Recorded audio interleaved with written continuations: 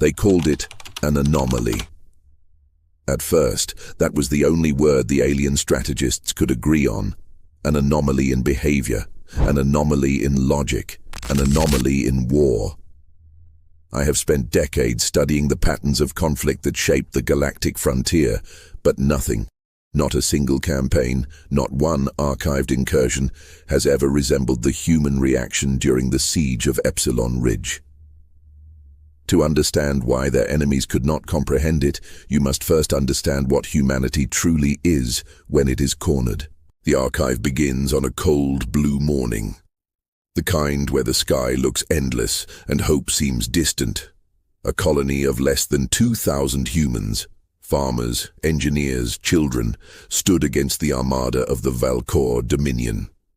By all logical projections, the colony should have fallen in precisely 46 minutes.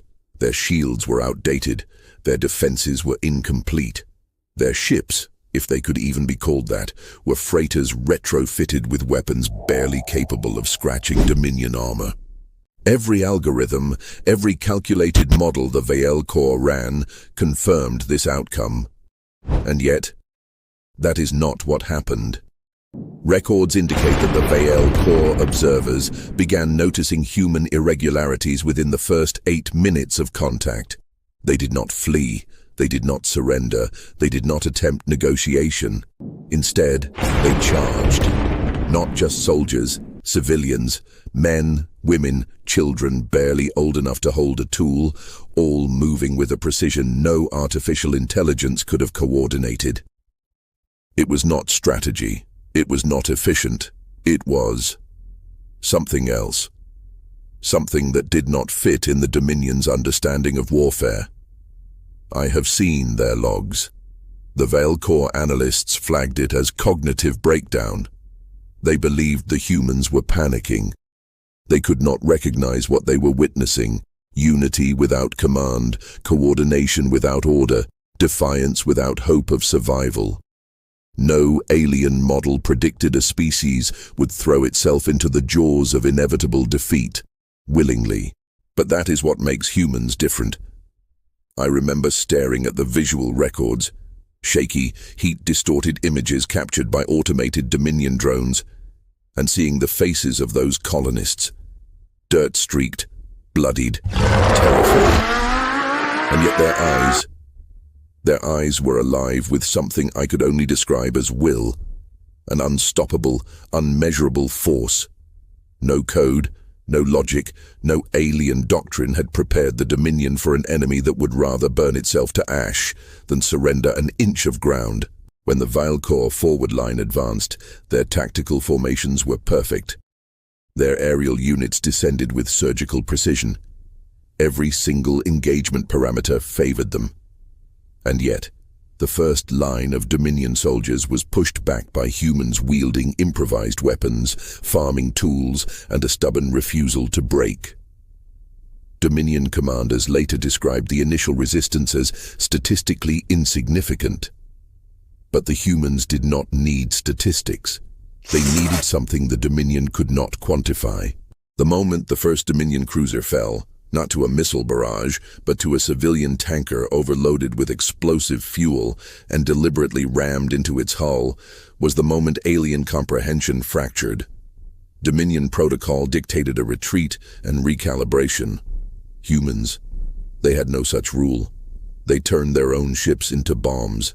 They fought with fire, iron, and rage. It was not sophisticated, it was raw. According to the recovered Dominion communication threads, their field commander sent this transmission to High Command. They do not fear us. They do not value their own lives. How does one fight an enemy who is not bound by survival? The answer is that you do not. Even now, centuries later, alien scholars debate what humans are in the context of war. Some call them irrational. Others call them fearless. A few, the ones who truly study them, understand the truth. Humans are not fearless. They are afraid, more deeply than any species in the known galaxy. But what sets them apart is that they act anyway. That is what the Valkor could not understand. To them, fear is a deterrent. To humans, fear is fuel. The colonists of Epsilon Ridge had no high command, no formal army, no prepared strategy.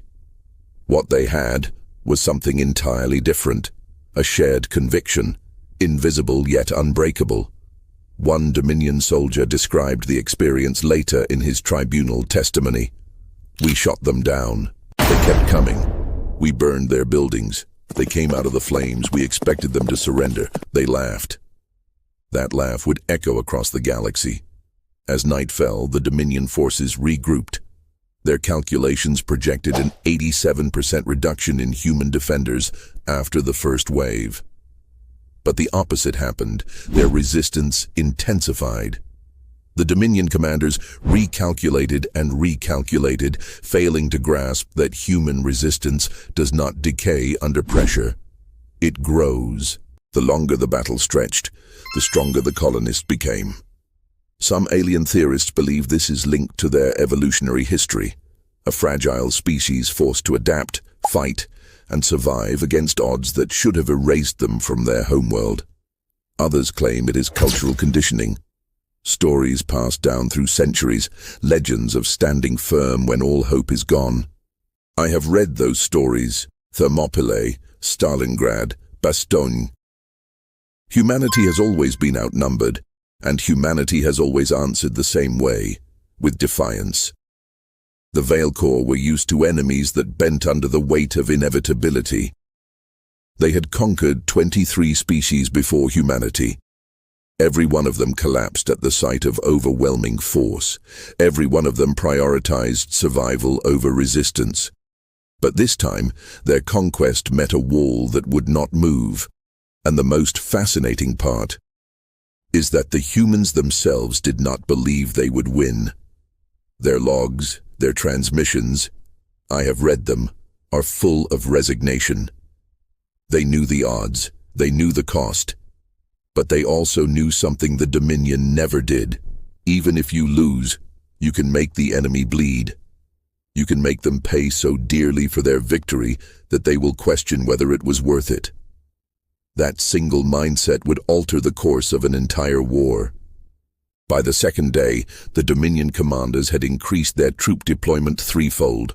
Bombardment began from orbit. Plasma fire rained down on the colony. Cities burned. Yet even as the sky turned to ash, the humans did not run. They dug in. They made tunnels beneath the rubble. They used the bodies of their fallen to block corridors, forcing the Dominion to wade through blood and steel. It is not glorious. It is not beautiful. It is terrifying. One intercepted Dominion report reads, "The enemy displays a disregard for acceptable loss thresholds. Their civilians function as combatants. Tactical victory is achievable, but operational cost is unacceptable. Recommend re-evaluation." Imagine that. A galactic superpower, unable to comprehend how a handful of humans could make victory cost too much. This was the first time in Dominion history that an invasion fleet sent a withdrawal request, not because it was losing, but because it did not want to keep winning at that price. And the most haunting thing? The humans never expected that. They were not trying to win, they were trying to not lose quietly. Centuries later, historians like myself still sift through those data fragments, scorched logs, broken black boxes, faint holograms of human faces under fire. And none of it adds up to the kind of war anyone else understands. But then again, humans have never fought like anyone else. They fight like a storm, unpredictable, violent, alive, and that is what no alien species can understand. It began with whispers in the Dominion fleet, not official reports, not command directives, whispers. Untraceable, unrecorded, but powerful. Crews spoke of the humans as if they were not a species but a force of nature. Soldiers started calling them the ones who do not stop. Even seasoned Veil Corps veterans, the kind who had burned worlds to ash without flinching, began to hesitate. When their transports descended toward the burning colony, the Dominion believed fear was a weakness. a flaw in biological evolution. They bred it out of themselves generations ago. But fear has a way of finding cracks in even the coldest logic. Fear is not something humans hide from. Fear is something they use. The second phase of the siege was supposed to be a simple sweep: burn the remaining structures, neutralize stragglers, and claim the world. Instead, the Dominion encountered something their war simulations had no entry for: an enemy that grew stronger after losing almost everything. By the end of the first day, more than half of Epsilon Ridge was gone. Firestorms raged through the forested valleys. The atmosphere shimmered with plasma dust. Any logical force, any reasonable species, would have surrendered. But when Dominion soldiers breached the colony's underground transit tunnels, they found a maze, a living organism of war, built out of nothing but rubble, desperation, and human stubbornness. The colonists had turned their home into a fortress of madness. Fuel lines had been rerouted to flood entire corridors. Pressure valves were rigged to detonate if stepped on. Rooms were booby-trapped with old mining equipment. Whole families waited behind bulkheads with improvised explosives. Dominion tacticians were trained to calculate battle cost in units of resources, troops, and time. But how do you calculate a cost when your enemy refuses to be rational? I have studied the Dominion's internal transmissions from this phase. They're clinical, analytical, but beneath the cold numbers a new tone begins to emerge: confusion, then frustration, then, slowly, fear. One squad leader's log is still played in military academies today. His voice is steady, professional, and yet by the end of the recording it shakes. They do not retreat. They do not regroup. We burn them and they still come. I shot a man 3 times. He fell. He laughed. He laughed. Tell me, how do you fight something that is already dead inside but refuses to stop moving? No one answered him. The humans were not dead inside, of course. They were alive in a way the Dominion could not understand. Human willpower is not about victory. It is about the refusal to accept defeat as an ending. Every time a Dominion unit thought they had cleared an area, the humans struck back. From the shadows, from beneath the floor, from the burning ruins, they would not stop. By the 3rd day, Dominion casualty reports were classified. Not because they were catastrophic, though they were high, but because command feared what would happen if their own soldiers saw the numbers. A supposedly primitive colony had inflicted losses that rivaled entire military campaigns. This was not a war of strategy anymore. This was a psychological war, and the humans were winning it. The Dominion commanders convened a war council aboard the dreadnought Threxian Dawn. Audio fragments remain. You can hear their disbelief. This is not sustainable. The colony is irrelevant. Why have we not broken them yet? They have no reinforcements. Then why do they still fight like they do? Because that is what humans do. I have often said in my lectures, humanity is not exceptional because of its technology, nor its biology. It is exceptional because it has never learned when to stop. When humans face the impossible, they do not yield.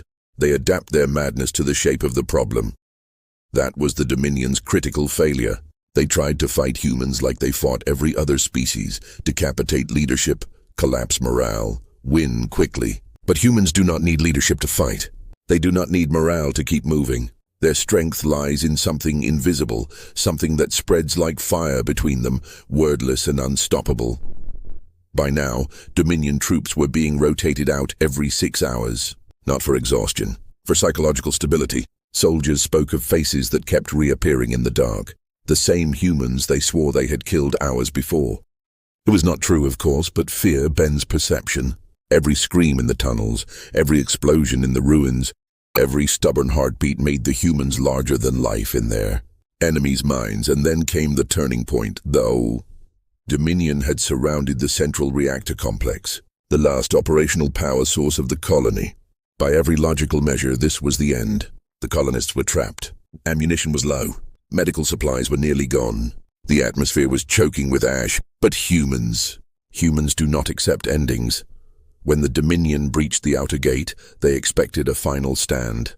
What they found instead was something far worse. The humans had rigged the entire facility to explode. Not as a last-ditch suicide act, but as a weapon.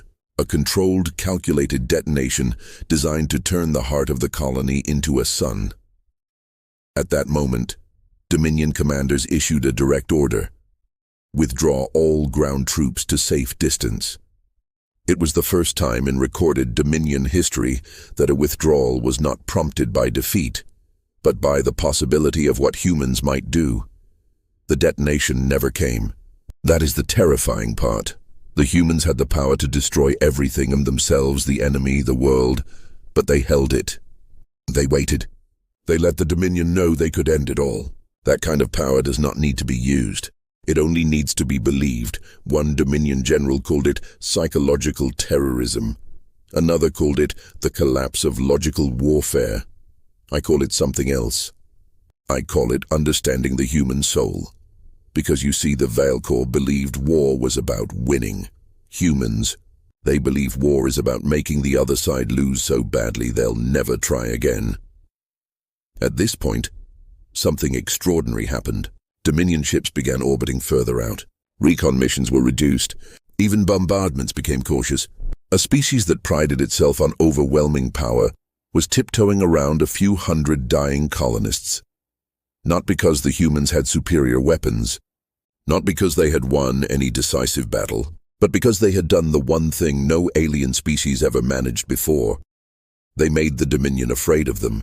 You must understand, the Dominion ruled through fear. It was their greatest weapon. Entire civilizations collapsed at the sight of their fleets. But fear is a strange thing. It is not loyal. It can be stolen. And the humans, they stole it. Alien soldiers began refusing ground deployments. Transport pilots faked malfunctions to avoid landing zones. Officers padded casualty numbers to make the situation look manageable. And all the while, down below, the humans kept fighting.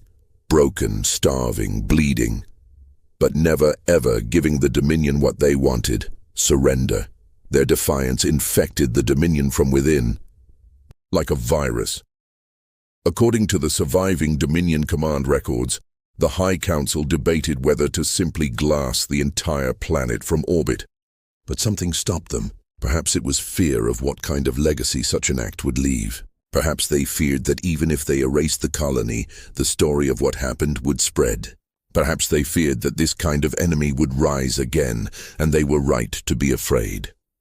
Even now, centuries later, the Dominion's retreat from Epsilon Ridge remains one of the most inexplicable strategic decisions in galactic warfare. On paper, they could have annihilated the colony at any moment, but on the ground, it did not feel like victory. And that feeling is what matters.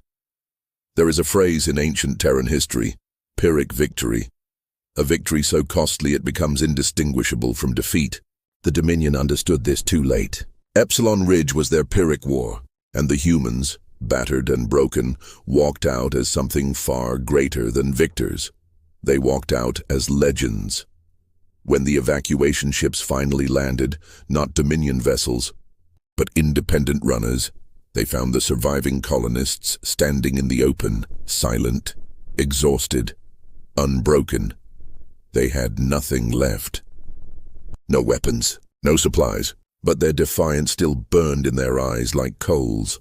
One of the rescuers recorded the scene. It is still shown to cadets today. There were only 300 of them left, out of 2,000. And yet when they saw us, they didn't cry. They didn't fall to their knees. They just stood there, like they owned the ground they nearly died on. That moment, more than any explosion or battle, is what alien strategists could never understand. Humans fight for something you cannot quantify. Not territory, not power, not logic. They fight for meaning, and when a species fights for meaning, no empire, no fleet, no army can truly break them. The Dominion's retreat from Epsilon Ridge should have been the end of the story. In their own archives, they logged it as a tactical repositioning. No defeat, no surrender, just a strategic choice. But history is not written by bureaucrats. It is written by those who witness. The galaxy watched. Even before the last Dominion dropships left the planet's orbit, whispers had already spread through smuggler relays, trade stations, and neutral diplomatic channels. No official announcement was needed. When an empire like the Dominion pulls back from a colony with barely 300 survivors, the silence itself becomes a message, and the message was simple. The humans did not break. I have spent decades studying the ripple effect of that single phrase. The Dominion was feared across thousands of worlds. Their fleets darkened skies. Their banners were symbols of inevitability. But after Epsilon Ridge, inevitability cracked. Not shattered, not yet, but cracked in a way that no fleet, no proclamation, no calculated terror could ever fully mend. Other species had fought the Dominion before. Some even resisted for years, but they all fought within the realm of logic, surrender when overwhelmed, negotiate when crushed, flee when cornered. The humans did something different. They refused the script. Every military doctrine in the galaxy depends on predictability. That is how empires work. They measure resistance, calculate thresholds, and crush everything that exceeds them. But humans are unpredictable. You can strip them of weapons, food, allies, hope, and still they will find a way. Not because they believe they will win, but because they refuse to accept a universe where they do not get the final word. According to Dominion internal memos that surfaced years later, their generals debated whether to launch a full-scale orbital cleansing of every remaining human settlement in their path. But something had changed. They were no longer talking about humans as an inferior species. They were talking about them as a problem, a force, a storm that did not obey their calculations. One memo said it best. A species that fights past the point of logic is not an enemy. It is a variable. The Dominion feared variables. Meanwhile, among neutral worlds, a different narrative bloomed. For centuries, humanity had been treated as a young, volatile species, useful as mercenaries, stubborn as colonists, but not worthy of serious galactic power. That image died on Epsilon Ridge. Suddenly, traitors whispered their name with respect. Rebel factions studied their tactics. Whole sectors began to imagine what it might look like if humanity led instead of followed. I remember the footage from the first council assembly after the event. The Dominion envoy stood in polished armor, voice steady, listing their justification for the temporary withdrawal. But the chamber was silent in a way that stripped their words of power. Everyone in that room already knew the truth. The Dominion, the most ruthless war machine in known space, had been held off by starving colonists with nothing left to lose. The Dominion could not erase that truth. And so they tried something else. They buried it. Official reports were sanitized. Terminology changed. Epsilon Ridge became Sector 14 incident. Casualty numbers were falsified. Military analysts were silenced. But the more they tried to contain it, the more the story grew. You see, humans do not need official channels to spread their legends. All they need is a survivor. And there were 300 of them. Their testimonies spread like wildfire across border worlds. Each account was different. Some quiet, some furious, some broken. But they shared a single thread. We didn't win. We just didn't stop. The galaxy had never heard anything like it. Where most species speak of victory as a final act, humans speak of endurance as a beginning. Their legends are not crowned with triumph, but with persistence. It is in their old Earth stories, Spartans holding against impossible odds, explorers pushing beyond death, rebels who fight even when empires loom. They do not mythologize comfort. They mythologize resistance, and resistance is contagious. Across 3 systems, species once crushed under Dominion rule began small acts of defiance. Nothing grand. A shipment lost here, a comms array sabotage there. Small, quiet rebellions that might have been ignored in any other era. But this time, they were lit by the spark of Epsilon Ridge. The Dominion felt it too. Patrols doubled. Surveillance increased. Propaganda intensified. But propaganda is powerless against a story that people want to believe. And the story was simple. If 300 humans can make the Dominion retreat, what can we do if we stand together? Ironically, the humans themselves did not intend to ignite a rebellion. They were just trying to survive. They did not fight to become symbols. But that is how symbols are born. Not from design, but from raw, unfiltered defiance. I've spoken to one of the survivors, a woman named Mara Cade, who was only 19 during the siege. She remembers the smell of ash, the sound of collapsing tunnels, the silence when the Dominion finally pulled back. She told me, "We didn't feel like heroes. We felt empty. But if being empty meant they feared us, Maybe that was enough. That is the part the Dominion never understood. They assumed fear came from strength, from power, from fleets, from control. But true fear, the kind that rots empires from the inside, comes from something smaller, harder to kill. The idea that you cannot truly defeat someone unless they agree to be defeated. And humans never agree. Dominion Command tried to counter this new threat with precision strikes, not against military targets, against narratives. They silenced channels, executed rebel broadcasters, targeted storytellers. But by then, the legend of Epsilon Ridge had already jumped from one mind to another like a living organism. You cannot shoot a legend. Meanwhile, humanity adapted. They always adapt. Colonies that once struggled to coordinate began sharing strategies across light years. Civilian engineers built weapons from scrap. Pilots flew missions with barely functioning ships. Soldiers fought with nothing but belief. It was not coordinated war. It was chaos, and chaos is what humans do best. No alien strategist could understand it. Why would a species throw themselves against impossible odds with no guarantee of survival? Why would they charge into fire when surrender would mean safety? Why would they keep going when logic screamed to stop? They tried to analyze it. The Dominion's Psychological Warfare Division compiled hundreds of reports on human behavior. They called it the persistence problem.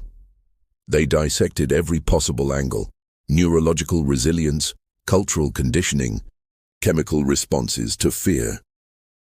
None of it explained why a miner with a shattered leg would crawl through burning debris just to detonate an improvised bomb. None of it explained why parents with no military training stood against armored troops. None of it explained why a dying soldier laughed in a Veil Corps' face. It made no sense to them. But to humanity, it made perfect sense. For humans, survival is not just a biological imperative. It is a story they tell themselves, a story older than any galactic empire. From the frozen tundras of their primitive world to the endless void of space, humans have always existed because they refused not to. They survive ice ages. They survive wars that should have ended their species. They survive themselves. And then, somehow, they turn their scars into weapons. One Dominion strategist, years after defecting, described it like this: "We built our empire on control. They built their existence on chaos. We feared loss. They fed on it. We did not lose at Epsilon Ridge because we lacked power. We lost because we were fighting a species that does not understand the concept of being broken." I remember when this testimony was declassified. It was read aloud in the Galactic Council chamber. No one interrupted. No one needed to. Every species in that room understood what it meant. They could never truly conquer humanity. Not because humans were invincible, but because humans had learned the one truth no empire wants to face. To be unbreakable, you don't have to win. You just have to refuse to fall. And so, the Dominion's shadow began to recede, slowly, painfully, like a dying star. Their fleets were still vast, their armies still powerful, but their grip, the psychological grip that made them inevitable, had been severed. Epsilon Ridge became a rallying cry.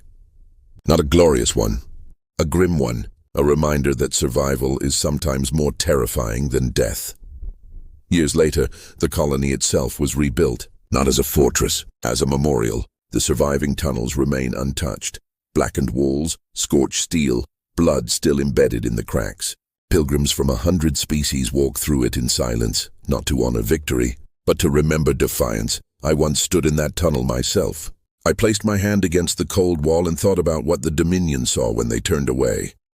Not soldiers, not heroes. Just a handful of human beings who decided that even if they could not win, they would not give the galaxy the satisfaction of watching them bow. It is difficult to explain to anyone who has not studied them closely, but I will try. Humans are feared not because they are the strongest. They are feared because they are the last ones standing. Empires rise. Empires fall. But when the smoke clears, there is always a human somewhere, staring at the ruin, picking up a rock and saying, "All right, let's try again."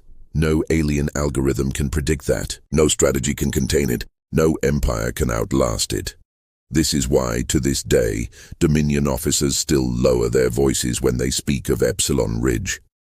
This is why fleets hesitate when scanning human colonies.